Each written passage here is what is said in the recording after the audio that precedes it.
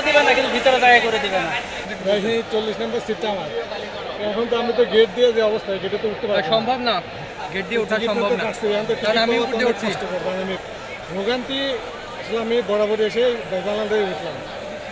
তো এখন তো মানে গেটে যে পরিমাণে ভিড়, কারো যদি সিট থাকে, এখন যদি কেউ আসে সেও তো উঠতে পারবে না।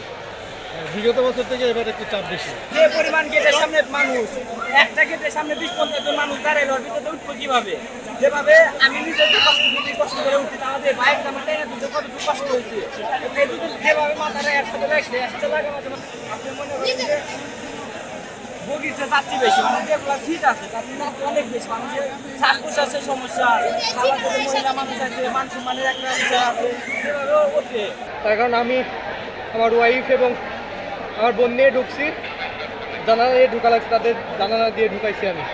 এবং আমরা সিটও এখন পর্যন্ত তারা খুঁজে পায়নি, সামনে খুঁজতেছে, আমি কোনো রকম পাইছি, তারা হয়তো এতক্ষণে পাইছে।